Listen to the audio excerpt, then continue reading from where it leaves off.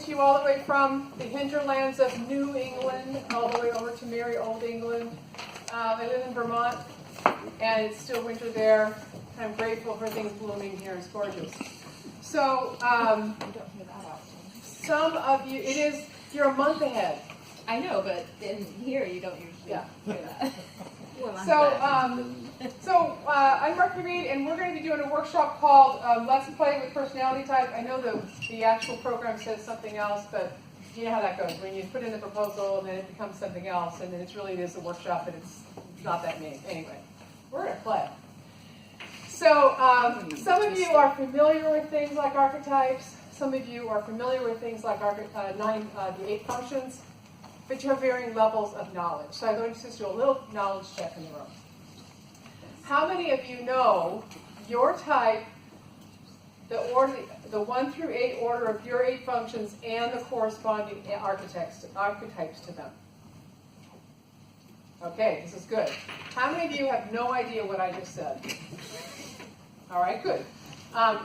Okay, and then how many of you know that there are 8 functions in your type? All right, good. And how many of you are just like this archetype thing? You're like, kind of get it, but not really. All right, and did I miss anybody who didn't put up their hand? All right, so everybody has a little bit of knowledge, but not all of it, and that's great. So I'm going to do just a tiny bit of some review. Here is my agenda. I'm going to quickly review a couple of things about the 8 functions in action. I'm going to put those through a particular model that I've created called leadership styles, just so that you can see how they show up in an application. We're going to play a couple of games.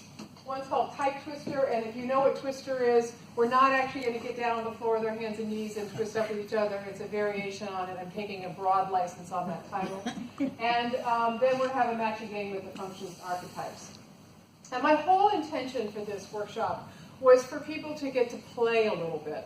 For anybody who was in Susan's workshop this morning, she used a lot of different exercises and things that were tactile. And it's because I think so often we stick in the theory of it all. We stay in our heads and we try to memorize and we try to, we just try to know it somehow. And it's really hard when you're talking about some of these complexities.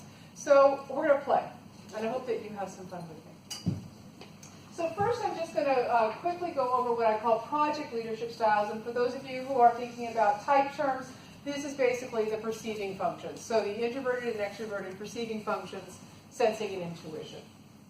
And I put them into the context of how we orient to time. And I call them project leadership, but don't get too hung up on that these are projects and the other ones are team. They're all leadership styles, okay? So basically I'm going to go quickly think over my timeline with type. And I know some of you have seen this and some of you this may be brand new to you. So when we think about type and time, there's 4 points on this timeline that I'm going to talk about. One is called past, we have present, we have future, and we have distant future. And essentially we have people who start somewhere. We all start somewhere on this timeline. We start at some point, and then we go to the others because we have to function in the world that requires us to think in past, present, future. And in the type language, I'm using sensing and intuition here. As sensing is past and present, and we also might call them introverted sensing types and extroverted sensing types. You might also see that they correlate nicely to the temperaments of the guardians and the improvisers. And then we have recall of past and the here and now are kind of the catchphrases. I have named these folks sustainers and responders. So people who have preferences for introverted sensing, they're starting from a past perspective before they get somewhere else. And what I mean by that is everybody has to get to the present somehow. Some of us, we all have a journey to get to the moment now. People who are introverted sensing types or sustainers, generally what they're doing is they're trying to recall and remember and compare what happened before to what's happening now, and that allows them to be present. And in that comparison and contrasting and finding differences that are interesting to them, that is how they bring themselves to the now. And for the rest of us who may not have the patience to listen to or to go through all of those cases with introverted sensing types, if an introverted sensing type doesn't actually do all of that, they aren't really present. They never quite arrive. So, let them arrive. And then we have our present-oriented folks, or our responsive types, and they are extroverted sensing types. They don't really have any trouble being present because that's what they are. They're present. They're here all the time. Our extroverted sensing types almost can't help themselves but to be present. It's the other places on the timeline that may be more of a stretch. And then we have our future and distant future. And so often we glom all intuitive types into this future, this nebulous future thing. And I've made some distinctions here because I think that intuition, when it's paired with perceiving, which I call inspirers, is quite different than intuition when it's paired with judging, which I call visionaries. Our future-oriented types are people who are looking for options and ideas based on what's happening now into the future. They're brainstorming. They're hopping out into what's next and what's next and what's next. In the type world, we often call them our natural brainstormers. Our introverted intuitive types, or our visionary types, are looking out into the distant future.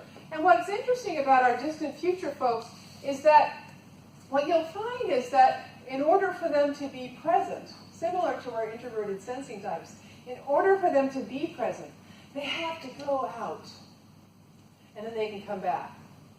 Because if you don't create space for that to go way out, they don't know what the hell I'm bothering being here present for. Because I've got other things to do in the future. There's other much more lovely things to be doing out there. And so give people a reason to show up by helping them go out into that future, grab hold of something, and come back with it. And I have a little visual here to help you understand. This is how often groups interact with this. And you'll see that how they physically interact. So we have our inspirers. Oftentimes our inspirers are the first people to show up to a meeting. They're not necessarily, but often they are. And they're ready. They've got their notebook, their pad, they've got their checklist of the things that they said they were going to do, they're ready to go. And as they walk into the room, they're thinking about the last time I was in this room. And maybe the last time in April that I was in this room. And so they are reliving and recalling as they're walking in. It's part of their preoccupation. It's sort of a sub-process that's always going on. And if you say, how are you doing, you might actually hear about how this is similar or different from something in the past.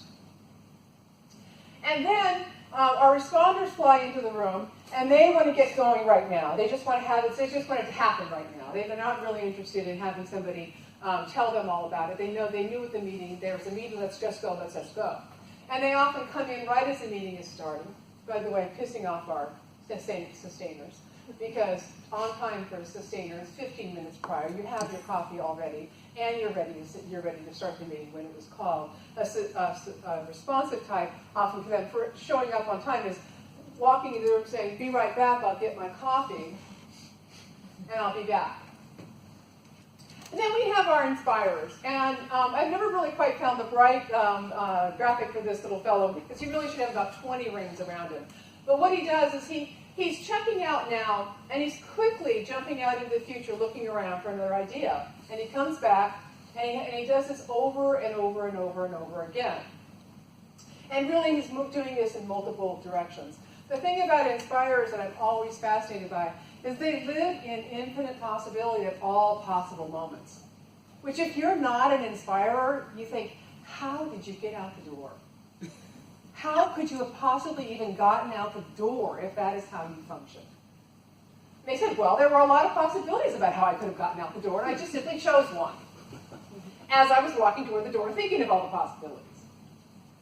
And then we have our visionary types. And our visionary types, again, they're gonna touch down in the room because they know they're supposed to show up and be proper and all that. But pretty quickly, they're going to take a moonshot out, and then they're going to come back.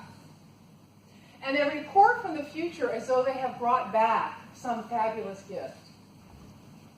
Look, it's beautiful. I found it out there. It's gorgeous. We can get there.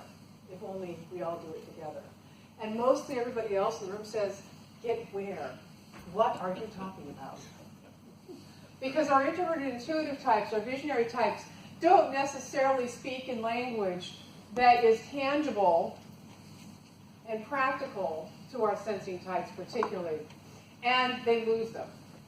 Organizations are filled with mission and vision statements that don't mean anything to most of the folks who work there. And those mission and vision statements were created by the leadership team that went off for a weekend or a week somewhere and really had a wonderful, lovely time of talking about theories and ideas. And they had some fabulous facilitator. Probably some of you fine facilitators right here in this room conducted those meetings. And they came back with a plaque as though they came back from the mountain. And it doesn't mean anything to most people. It's open to a lot of wide interpretation, and we get all kinds of interesting practices. So this is generally what happens in meetings, and I use this particular graphic because I want people to understand that when we don't understand type, this is what's going on all the time. This is going on anyway, but if we actually understand type, and we know that type, there's a thing called personality type, and there's different ways of functioning, we can set up meetings so that these folks get there and work together. So ways to use this, you can identify the type dynamics of the group and discuss challenges and opportunities. So the one I did where I had the arrows, the Z pattern, I often do a version of that with all 8 functions and all those different types to show people, but I think the circle is actually more effective visually. If any functions are missing, here's a really good tip. Add an empty chair for the reminder to include it. So if you're at a table and you know that there's some of those functions are just completely gone from the 2 or 3 people in that conversation, put a piece of paper on the chair that says that function. And you'll remember, oh right, we haven't heard from introverted feeling over here yet. Where can we include that? Or hey, oh wait, none of us are using extroverted sensing, because by the way, extroverted sensing types don't sit in meetings very long.